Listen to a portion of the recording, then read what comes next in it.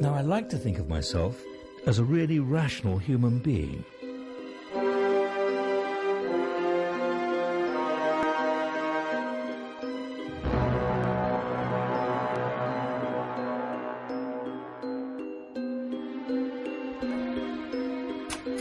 But no matter how often I'm told that these spiders are harmless and can't possibly hurt me, I'm terrified about being even this close to them.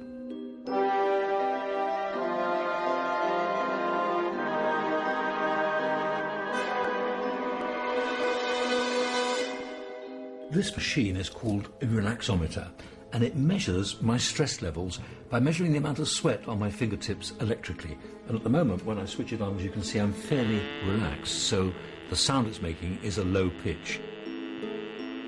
But as I sweat more and get more and more stressed, so the pitch rises to a high squeal. I'm not looking forward to this, but let's see what happens when it crawls over my hand.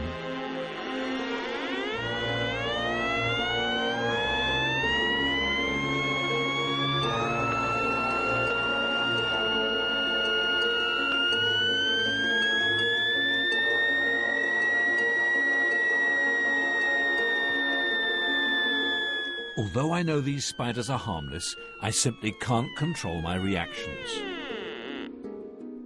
But why are so many of us afraid of spiders? And snakes. The fear is a legacy from a time when these creatures were a very real threat to our survival.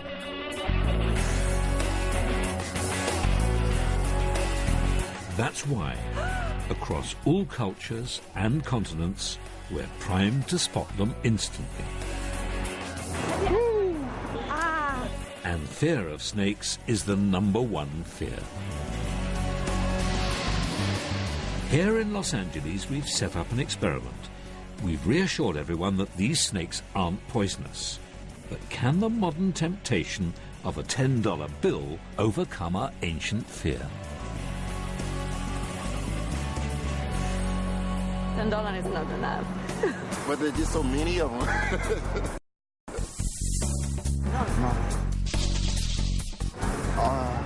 I could never put my hand in there, ever.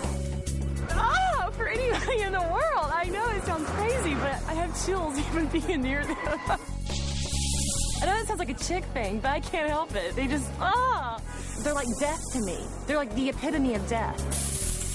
This one's coming after me. Nah, it's not worth it for $10. $500? I would try for $1 million. $10? No. No way.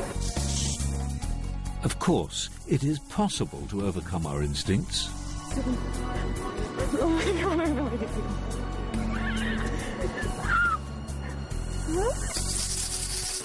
Oh.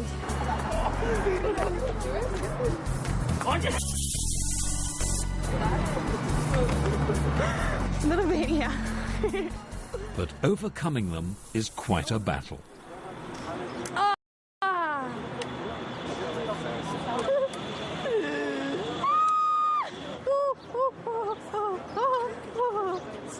Snaky, snaky.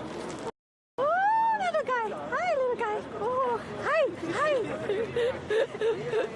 Whoa.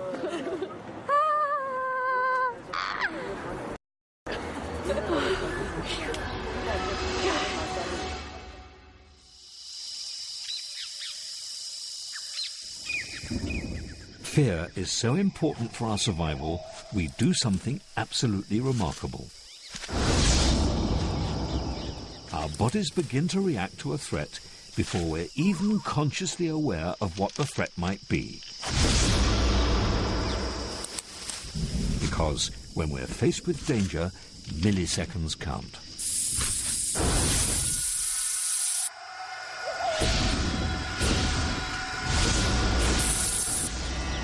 At the first hint of danger, early warning signals are sent to the brain via the optic nerve, to our tiny and primitive fear center, the amygdala.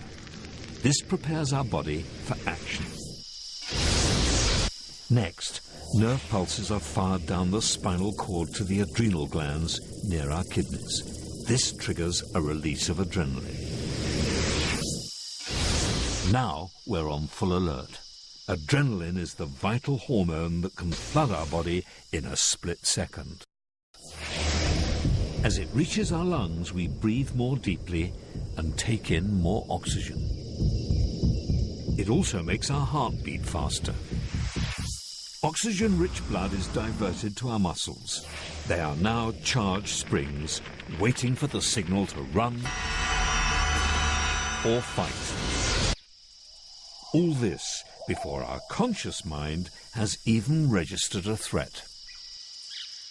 This reaction to fear has evolved over millions of years and is known as the fight or flight response. But what happens when there's nowhere to run? One woman was to discover just what she was capable of when her life was suddenly under threat. It began when June Brailsford was waiting in the car for her boyfriend Anthony. We parked outside the shop. Anthony left the keys in the ignition, kept for the music and the heater for myself. He went into the shop. I was texting my friend on my mobile phone. Next minute, somebody got in the car. I assumed it was Anthony. When I looked, I thought, wait a minute, this isn't him. The guy just drove off with me in the car.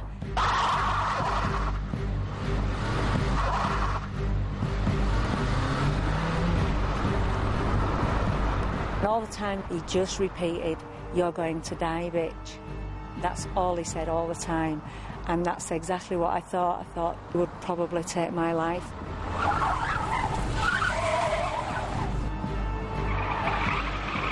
With nowhere to run, June felt the urge to fight back with the strength she had never imagined she possessed.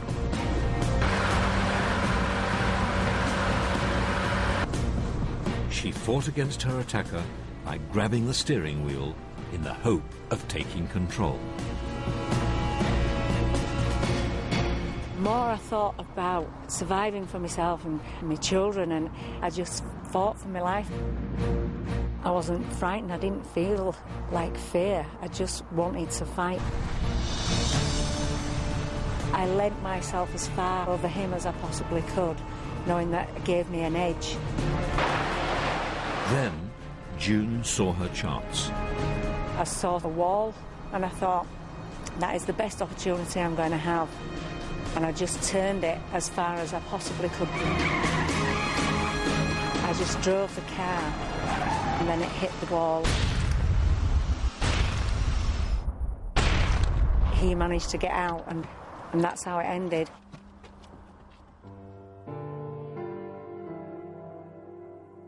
I don't think of it being brave, I just think that it was survival.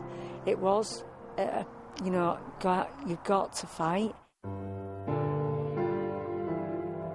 The fight or flight response